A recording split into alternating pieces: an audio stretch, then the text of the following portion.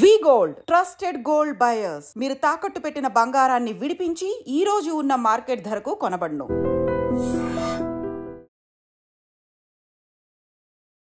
Hello guys, welcome back to iDream media. ఈరోజు మనతో ఉన్నారు సర్టిఫైడ్ ఫైనాన్షియల్ ప్లానర్ అయిన సుభాష్ బాబు గారు. ఇక ఇన్ఫ్లేషన్ అంటే ధరల పెరుగుదల, ఇది మ్యూచువల్ ఫండ్స్లో చేసే ఇన్వెస్ట్మెంట్స్ని ఇంపాక్ట్ చేసే ఛాన్స్ ఉందంటారా?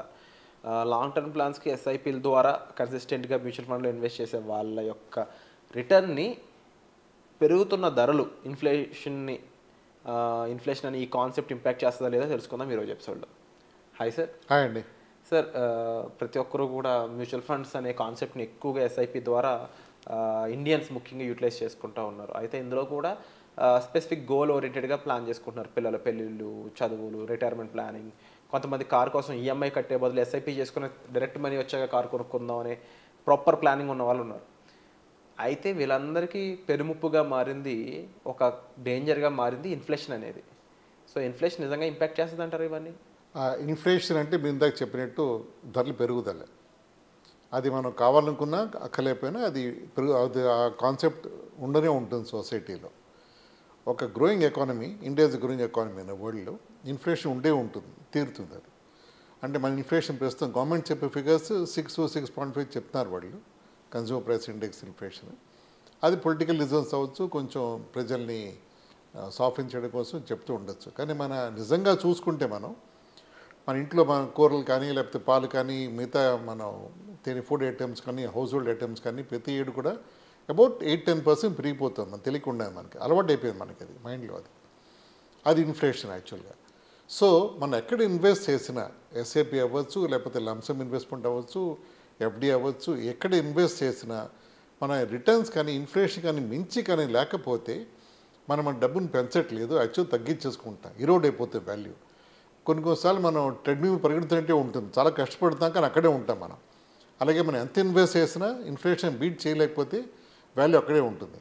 అక్కడే ఉంటే నష్టం ఏంటి అంటే, ఇవాళ ఒక వాల్యూ కానీ ₹1,00,000 వాల్యూ ఉంటే 5 ఏళ్లలో అది మేబీ ఇన్ఫ్లేషన్ లెక్కేసుకుంటే అది 1.5 lakhs అయిపోవచ్చు. ఇప్పుడు ఇవాళ మనం 1 lakh ఉంది కదా, రేపు 1.5 lakhs పెట్టి కొనలేకపోవచ్చు దాన్ని మనం. అప్పుడు మనం will be following short of our goals and expectations. దీన్ని మనం బీట్ చేయాలి కాబట్టి మ్యూచువల్ ఫండ్స్ అనేవి జనరల్గా బై అండ్ లార్జ్ ఇందా మీరు చెప్పినట్టు ఎస్ఐపి కానీ లంసమ్ పని చేసుకుంటే, ఇప్పుడు ఈక్విటీ ఫండ్ అంటే ఏజ్ బట్టి మనం అసెట్ అలొకేషన్ చేసుకుని మనం వాళ్ళ రిస్క్ ప్రొఫైల్ చేసుకుని ఇన్వెస్ట్మెంట్ చేస్తే 12% కానీ మనం ఇన్వెస్ట్మెంట్ రిటర్న్ తెచ్చుకోగలిగితే ఇన్ఫ్లేషన్ కంఫర్టబుల్గా బీట్ చేయొచ్చు. కానీ ఒక ఇంకా ఎగ్జాంపుల్ చెప్పాలి అంటే, ఇప్పుడు ఇందాక నేను చెప్పినట్టు గవర్నమెంట్ వాళ్ళు కన్జ్యూమర్ ప్రైస్ ఇండెక్స్ని అంటూ ఉంటారు. అంటే అన్ని ధరలు వాళ్ళు పీరియాడిక్గా చెక్ చేసి బియ్యం ఎంత పెరిగింది, పాలు ఎంత పెరిగింది, కూరలు ఇలా పెరిగాయి అని వాళ్ళు, ఆయిల్ ఎంత పెరిగింది అని వాళ్ళు డిప్స్టిక్ స్టడీ చేసి ఇన్ఫార్మ్ చేస్తూ ఉంటారు కాన్స్టెంట్గా. ఇది కాకుండా లైఫ్ స్టైల్ ఇన్ఫ్లేషన్ అంటాం. అంటే మనం వేసుకునే బట్టలు, మనం వాడే వస్తువులు, మన మొబైల్ రీఛార్జ్ అవ్వచ్చు, లేకపోతే ఇంకా చాలా మనం వాడతాం మన లైఫ్ స్టైల్, మన పరిపాటి లైఫ్లో మనం. వాటికి ఇన్ఫ్లేషన్ ఈజ్ అబౌట్ 8-10% అది గ్రో అయిపోతుంది తెలియకుండా మనకి. నెక్స్ట్ ఎడ్యుకేషన్ ఇన్ఫ్లేషన్, అంటే చదువుకి మన అమ్మాయికో అబ్బాయికో medical, engineering, MBA, professional course degree చేయాలి అంటే అది 10-12% పెరిగిపోతుంది. సో పేరెంట్స్ చాలా జాగ్రత్తగా ఉండాల్సింది ఏమిటంటే, నార్మల్గా ఇన్వెస్ట్ చేస్తే సరిపోదు. వాళ్ళు చాలా జాగ్రత్తగా గోల్ బేస్డ్గా ఒక టార్గెట్ పెట్టుకుని సేవ్ చేసి ఇన్వెస్ట్ చేస్తే తప్ప వాళ్ళు ఆ గోల్ని మీట్ అవ్వలేరు. ఒక చిన్న ఎగ్జాంపుల్ చెప్పాలి అంటే, ఒక ప్రొఫెషనల్ క్వాలిఫికేషన్ ఉందనుకోండి, అది ఇప్పుడు 50 లక్షలు, అది క్వాలిఫికేషన్ అవ్వచ్చు, డిగ్రీ అవ్వచ్చు. అదొక 10 ఏళ్లలో 1.3 crores అయిపోతుంది. అది అంటే 50 లక్షలు ఇవాళ ఉన్న అయ్యే ఖర్చు నెక్స్ట్ 10 ఏళ్ళు 1.3 crores అవుతుంది. అది మనం అచీవ్ చేయాలంటే ఇప్పటి నుంచే మనం మంచి జాగ్రత్తగా ఇన్వెస్ట్ చేసుకుంటే వెళ్తే తప్ప మనం అది అచీవ్ చేయలేం. సో పిల్లలకి మనం చదువు బాగా చెప్పించాలి, వాళ్ళు మంచి ప్రొఫెషన్ ఇవ్వాలి అంటే ఇదే చేయాలి. ఇంకోటి రిటైర్మెంట్ చాలా ఇంపార్టెంట్. చాలామంది రిటైర్మెంట్ చాలా తక్కువగా అంచనా వేస్తారు. నాకు రిటైర్మెంట్ అప్పుడేమిటి రిటైర్మెంట్ అనుకుంటూ ఉంటారు. అది పరిపాటిగా అయ్యే ఫ్యాక్ట్. అది ఒక 50,000 40 ఏళ్ళ వ్యక్తి ఇంట్లో 50,000 ఖర్చు పెడుతున్నాడు. ఇంటి ఖర్చుకు అనుకుంటే, ఇంటి ఖర్చు అంటే తినడానికి, ఉండడానికి, బట్టలు, అన్ని ఖర్చులకి 50,000 అనుకుంటే, ఒక 20 ఏళ్ళ తర్వాత అది రిటైర్ అవుతాడు 60 ఏళ్ళకి అతను. అప్పుడు ఈ 50,000 రూపాయలు అయ్యేది అది దాదాపు 2 lakhs per month అవుతుంది. అంటే అది 60 ఏళ్ళకి అతను ప్రతి నెల 2 lakhs ఖర్చు పెట్టే పరిస్థితిలో ఉండాలి. అంత 60 ఏళ్ళ నుంచి ఈ మధ్య మెడికల్ ఫెసిలిటీ బాగుండి బట్టి 80 వరకు బతికాడే అనుకుందాం మనం. ఆ నెక్స్ట్ 20 ఏళ్ళు అతను 2 lakhs అతను ఎవ్రీ మంత్ ఖర్చు పెట్టుకుంటూ వెళ్ళాలి. అక్కడ మళ్ళీ ఇన్ఫ్లేషన్ వస్తుంది పిక్చర్లోకి.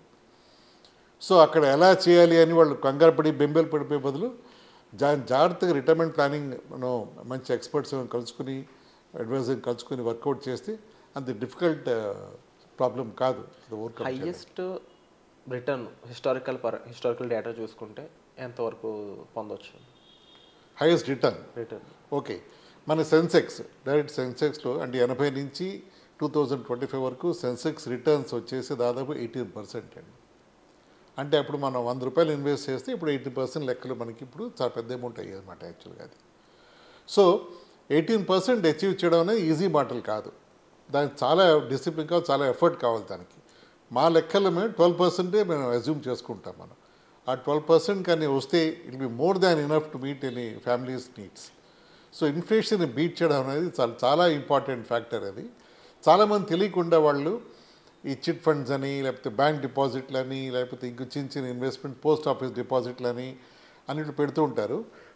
వాటిలో పెట్టడం అవసరమే, కానీ అన్నీ అంత డబ్బు తీసుకుని అక్కడ పెడితే మాత్రం ఇబ్బంది.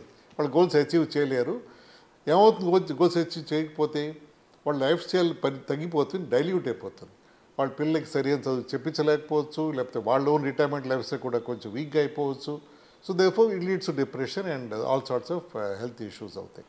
సో ప్లానింగ్ అనేది సరిగ్గా చేయకపోతే హెల్త్కి ఇబ్బంది అయ్యే ఛాన్సెస్ కనిపిస్తుంది. కరెక్ట్. అండ్ డెఫినెట్లీ ఒక ప్యాటర్న్లో చెప్పాలంటే ఫస్ట్ ఏమి ఉండాలంటారు మనిషికి, ఒక ఇండివిజువల్ పర్సన్కి? ఇన్సూరెన్సా, లేకపోతే ఇన్సూరెన్స్ కన్నా ఎక్కువ ఇన్వెస్ట్మెంట్ కన్నా ఎక్కువ ఎమర్జెన్సీ ఫండా?